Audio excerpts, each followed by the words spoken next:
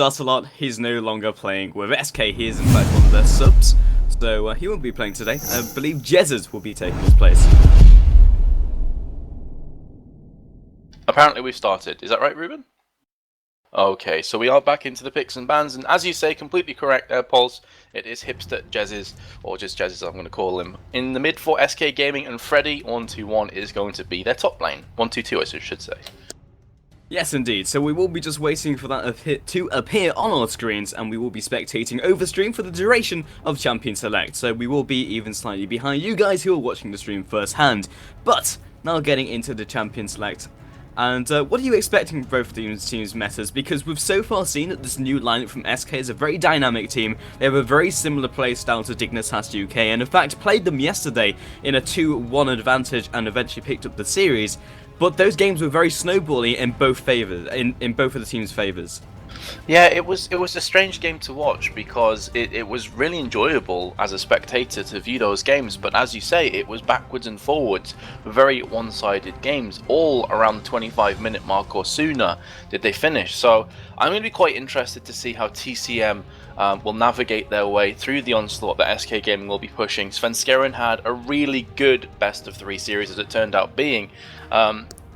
As jungle, he went top a lot, he completely shut down Nitrix. Now, because JO is considered to be one of TCM's star players, I'm interested to see here, Pulse, if Svenskeren is just going to target him out, because for me that would be a smart play.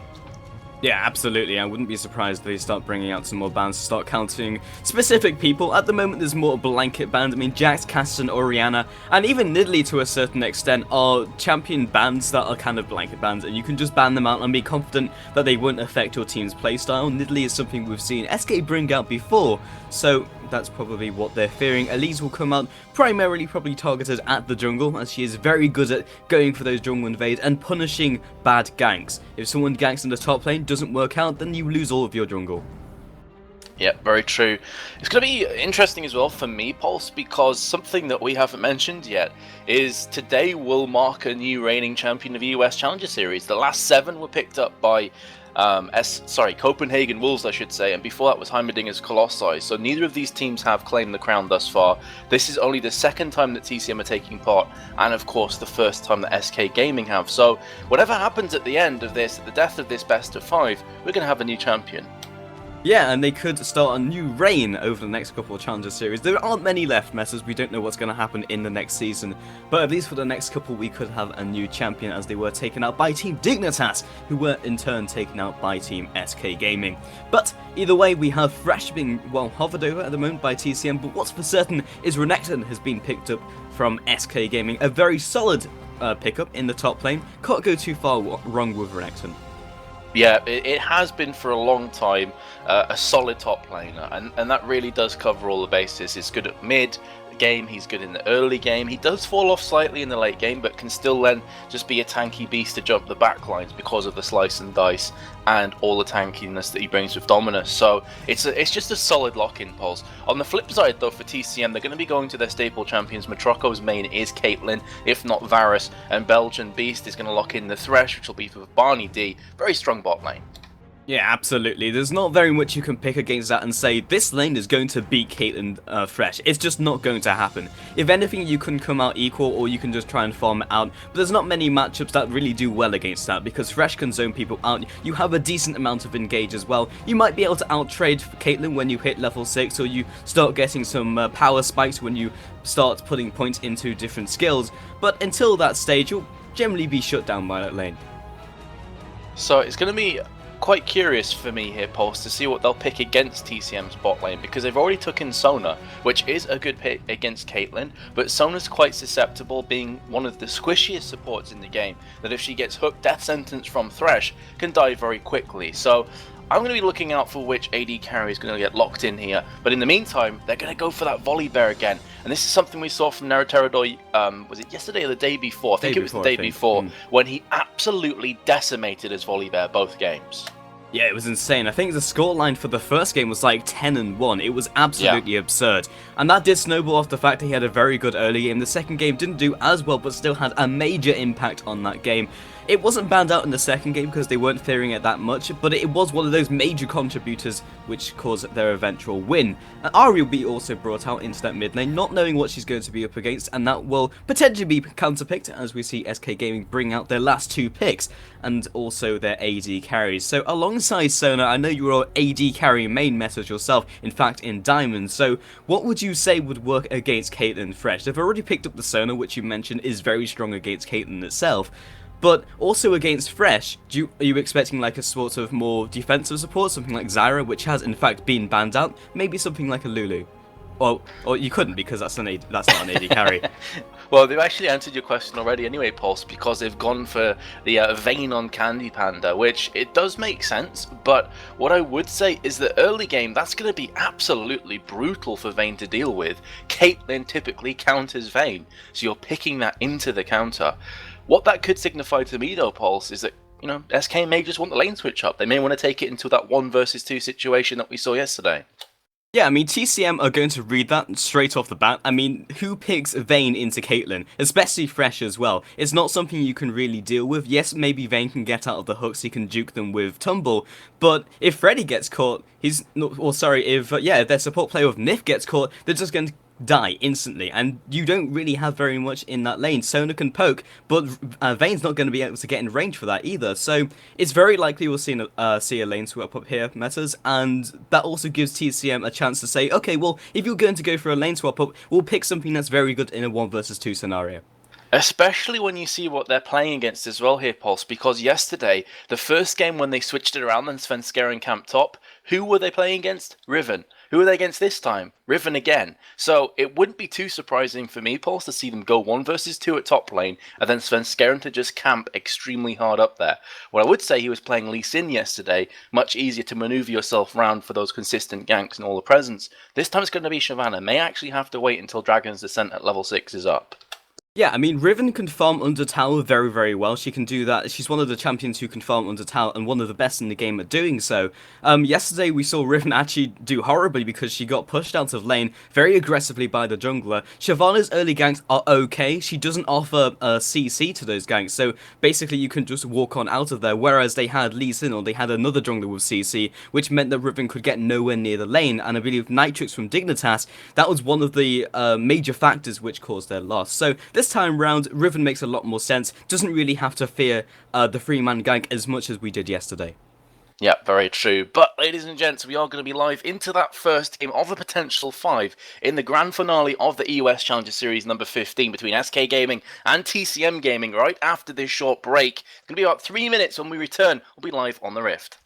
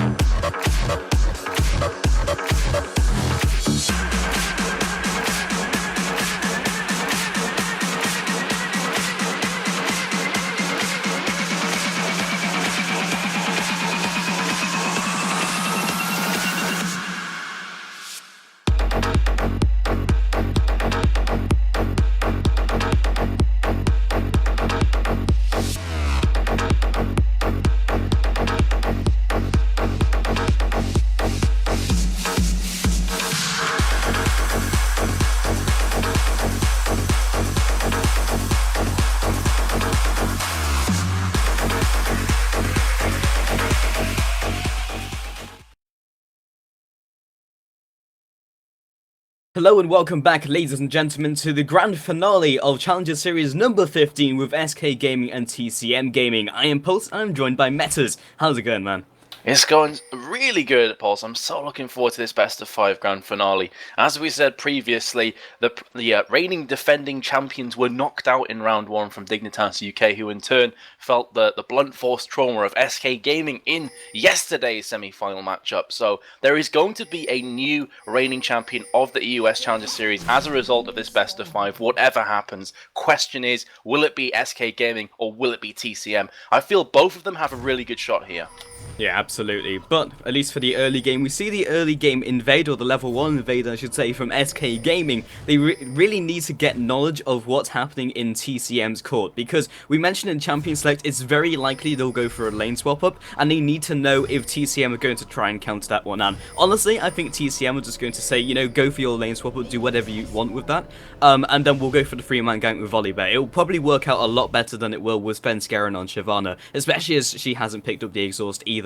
Lots of vision coming out though. 4 vision wards currently from the team of SK have been planted in the enemy jungle and indeed the river. Looks like though TCM are going to go for the lane swap up themselves. They've read it and said, well, we don't want to take any risks, so we're going to put JWoww against Freddy 122. Yeah, and this is really smart. It's just mind games. It's knowing that Vayne is not going to want to go against Caitlyn Thresh, so it's putting Vayne in a very precarious position. What I would say is Candy Panda's Vayne is exceptionally strong, so maybe it's a case of, even though this is going to suck for him early game, going into mid to late, that's where Vayne will start to shine. So Candy Panda's just going to weather the storm, I feel, and then come back stronger the later this goes on. That being said though, Pulse, if some successful ganks come at top from Naruterodor's Volibear, this could start to snowball extremely quickly for TCM. Yeah, it's going to be rough no matter how you look at it here, Metas, and Shyvana really can't do that much, especially when Naruterodor's looking to steal this buff away from her. Well, we're going to have some action in the jungle. Ahri also coming down to assist. Yep, Ahri reacting much quicker than Zed right now, but Naruterodor will be running away. Did manage to steal away for that red, so here's a slight victory for him. Will be going back to his own jungle, a level to the good. So nice play from TCM there, and very quick reactions from Belgian Beast. Yeah, not only that, but they've also had that ward in the bot lane though. In the bot lane, both players actually burning some summoners. It's going to be the Ignite from Freddy and also the Flash from JWoww, who had to chug through that red potion. So nice play from both players, but gotta say that Freddy's going to be coming out slightly ahead there. Yeah, indeed. Red part has been popped though, so she will have greater trading potential, but not if Freddy keeps using Cold the Meek. I mean, over the next couple minutes, he will start to heal up, but that will hurt SK more than just Shyvana losing a buff. She won't be able to go for the red herself. She'll clear it, and in fact they'll have the time run, so they will be recording it right now. That'll be up in 5 minutes. And she won't be able to go for the gank on top lane. Red buff is basically the only source of, well, not only extra damage, but also mild and soft CC for Shyvana in the early game. Without that, she can't go top lane. She won't be able to do anything. They might even win 2 versus 3. Volibear has greater reign over that jungle. He's picked up another buff, meaning he's level 4, and he can easily go for a gank wherever he wants. In fact, he's just going to look for the lane gank in top lane, and he's so far ahead, it doesn't matter how much time he wastes. That's a really good point. Because he got that red buff steal, he can afford to stay up there for a little while, Pulse, and that is just going to give both Candy Panda and Nif a shock to the system if they do end up pushing this lane and find themselves a Volibear, because Volibear is deceptively strong early game with his passive. Meanwhile at bot lane, actually, Redacton's going to be jumping on top of JWoww, will get that first blood, and as I said previously, it favoured Freddy 122 beforehand because he still had his Ignite up and the cloth armor, so he was stronger in those trades, and we've just seen it come out there. He's dominating bot. Yeah, and that was 1 versus 1, the less than ideal scenario, as Matroco puts down a lot of damage. The Flay comes out. It does. Candy Panda's looking pretty terrified right now as the flash comes back in from Naruterodor, but in doing so, he's been condemned against the wall, and Sona will pick that one up, so the gank completely backfiring. Wow, pinned him against the wall, and that was still in range of the turret as well. Took an extra turret shot to the face, and Naruterodor's passive was not enough to keep him alive in that short time, especially when you're facing that much burst, and that is a kill to Nif. And that's just put the top lane, or the duo lane of SK, in an even better position. Honestly, what was going to hurt the most was the fact that Naruterodor would be ganking them, and now they've also got a red buff Nif, which is going to hurt quite a lot. They do. Early game supports do a lot of damage. It's deceiving actually. And with red buff as well, Nif is going to want to trade, want to poke even more. So we're talking about it being rough for Candy Panda. Well, if they go ahead and tower dive you and you get a pixel perfect condemn, it's not looking too bad. Yeah, absolutely. So he's in a very good position right now, and it's now in TCM's court. What do? Do they try and put more pressure on the top lane, potentially have it backfire again? Shyvana, while this has all been happening, just been farming the jungle. Shyvana hasn't needed to do anything else. Mid lane going pretty well, 4 CS ahead, not massive, but he's not losing either. It's a very skill-dependent matchup. Bot lane winning by itself, Shyvana doesn't have to do anything. And top lane, Volibear just fed a kill. So Shyvana's play is just to farm her own jungle, maybe even go for the counter jungle. She's level 5 compared to Volibear's level 4. And remember, Volibear took 3 buffs in the early game.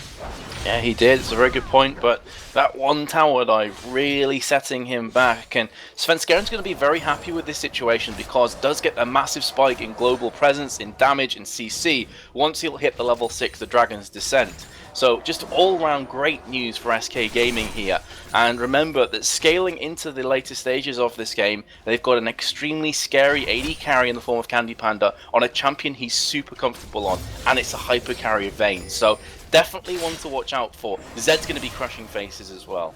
Yeah, indeed. Now the fact that Shyvana's basically ahead of Nuruterador, I wouldn't be surprised if... Oh, I just saw the hook come in the top lane. I wouldn't be surprised if now we see Svenskeren looking for the counter jungle, because what can Volibear realistically do? He's got strong ganks, but if he's forced into the scenario where he has to farm the jungle, he's going to be completely outfarmed by Shyvana any day of the week. So now it's heading up to 7 minutes. The first boss will be respawning. I'll expect to see Svenskeren try and steal one of these away. Yep, you do have now Terador's going to be backing away from top. Also important to mention that at bot lane, because of Freddy122's first blood, he's 2 levels above Riven, has the ultimate, and they look to be diving on top of this one. Dragon's Descent comes in with the flash as well, courtesy of Freddy122. Claim that kill, and JWoww's getting completely shut down. That's a huge minion wave to lose to the turret as well. And now, there we go. Jungle invade, nothing Volibear can do. He can't go out of his way to pick up that early red buff again, even though he has the timer. It's also being warded by the mid lane. He's in fact going to try and go for this blue buff. However, SK can easily react to that. Yes, they'll take some hits to the turret, but I wouldn't be surprised if we just see Svenskeren rotate up there as well. And I've definitely seen him through that ward. It's just a matter of what SK do to respond to this. Yes, are they going to try and make some plays? That's the question. Now Terador finally finishes off that blue. Do you think he's going to go to top lane here, Pulse, or is he going to be content to just back on away and get some more farm? He'll probably just back off. He doesn't want to take more than was really necessary. I'm surprised that Svenskeren didn't just shoot straight there, but he's in fact going to go into the top lane. This is a little odd considering that they would have read the play that he would have got at least a blue buff, especially not seeing him after a couple minutes. So yeah, he's just going to back off. It's too risky. He can't go on that, especially with Nif being level 6. He did manage to absorb a tiny bit of XP though that did get him up to that level 6, so now the Thunderclaws will be available, his ultimate, if you don't know too much about Volibear, who honestly, until recently, Pulse, was not that top tier pick that we've seen time and time again in the US Challenger Series, made somewhat of a resurgence, which I absolutely love. You go back to Season 2, there was a stage before he got nerfed, the nerf coming to his Rolling Thunder, which is his Q where he flips you over his back, where he was one of the most played junglers, and he just kind of fell out of favour. Yeah, I still think he's very situational, and I think he's very reliant on doing well in the early game. And if you look at all the other strong junglers at the moment, Message, you look at Vi, you look at even Shyvana, they have a lot of damage early game. In fact, their damage scales very well. Volibear's damage from Frenzy is ridiculous early game, okay. Then he's only got a little bit of utility, whereas Shyvana offers more AoE damage. And the fact that he hasn't done well in the early game just means that he won't be able to pick it up at least until like mid game anyway. So his utility and tankiness is going to be down the gutter. So it's just a matter of, has this Volibear pick kind of fallen off already? Because when we saw him do incredibly well, he was doing incredibly well in the early game. Now he's behind. I don't think he can pick that back up. And he's doing the identical progression through his abilities to what me and Jack were casting in the Meet Your Makers game between these TCM and Meet Your Makers, where he was maxing out Frenzy first, so looking for that burst damage, looking to pick up quick kills, but he's had absolutely no presence at bot lane. And look at this, Pulse, now the secondary in a tower is being battered upon by SK Gaming, and Riven simply has to recall, can't do anything to stop this, the tower could be falling. Yeah, Volibear's also going to head into the bot lane, but I'm still not convinced he can even face down Shyvana. She's a level ahead. She's more itemized than he is. Look, he's just had to sit at his turret. He's got the double buff, but he can't afford to feed it to Renekton. So he's just going to wander around the side. Yeah, and SK Gaming going for the jugular once again. Their relentless play, as you mentioned previously, Pulse, against Dignitas UK is what ended up actually getting them into this grand finale, and it looks like they've not taken their foot off the accelerator. They are looking to pick it up where they left off yesterday, and in fact are going to transition from one objective to the next. This would be 3 unanswered objectives going to SK Gaming. There's no way they're going to steal away this dragon. No one's even close. Yeah, this is a very easy call for SK, and in response, TCM are going to head up into the top lane, try and cut Nif off, flashes over the wall. Neuroterador still looking for this one. He goes for the flash as well. He does. Ace in the hole comes through as well. Crescendo was used just to push Volibear back and not allow Candy Panda any aggression at all from Volibear. Here comes the Dark Passage, going to be pulling away Belgian Beast, and Neuroterador will be able to get away as well. But they put a lot of players to top lane there, folks, and it really didn't pay off for them. Yeah, this is 11 minutes into the game, and that already smells of desperation, and in response, SK just make the logical move. We'll take another objective. It was either TCM kill both of them in top lane and give that advantage back to their duo lane and pick up a turret. Would have been great, but it's a huge risk, and now they're already put into the mindset where we have to take risks, and even though it's 3-0, but it's also 3-0 on towers, so they need to make something happen, but at the same time, SK, just play it smart, just play it safe, and we'll win in the long run. And remember as well that Candy Panda's Vayne is a ticking time bomb. Early game we said it was going to be difficult. That is being reflected in the CS. Currently 18 behind, and they did get the first kill in lane. But it simply doesn't matter because Vayne will scale better into the later stages of the game and has 4 objectives, 3 towers and 1 dragon. Looks like they're going to try to engage those. Bonnie D's been condemned against the wall. Meanwhile, Zed will be falling down, so that's a 2-for-0 trade globally for SK Gaming. Yeah, Ari picked up in the mid lane, smooth mechanics coming in from Jezz's, and it's just going from bad to worse here, metas. They're not able to pick any objectives even when they bring everyone into the right places, and they're losing in their respective lanes, even without jungler presence, because the whole team is ahead as a result of these global objectives going down. So 5-0, 3-0 on towers. It doesn't look like SK are going to relent either, and you have to question, metas, whether this game is already over for TCM.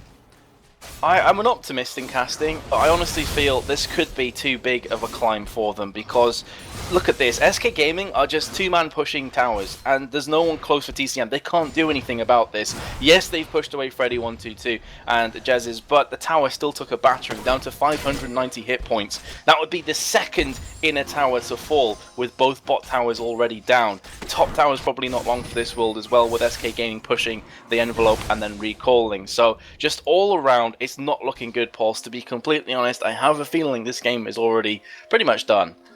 Yeah, TCM, they're trying to make plays, and that's the only way they can come back into the game. It's just whether SK slip up. Neuroterador going for the blue buff though, and this time there's nothing to keep SK onto the opposite sides of the map. He's gonna get collapsed on here. He is. Svenskeren comes round, is a level ahead, doing a lot of damage as Shyvana. Look at that, actually, full tank build. Crescendo comes down as well, and as tanky as Volibear is, nowhere near enough to stop this onslaught. Will be falling to Svenskeren. And was that a flash from Candy Panda? Yes, it was. Bit of egg on his face, did not need to flash in there. The kill was already secured. Now Svenskeren's going deep onto Barney D and Matroco. He's 1v2ing like a boss. He does not care. He could actually take down Barney D all by his lonesome here. If he goes aggressive, yes, he will. That damage from Shyvana is terrifyingly big. And Zed comes in to pick up the pieces.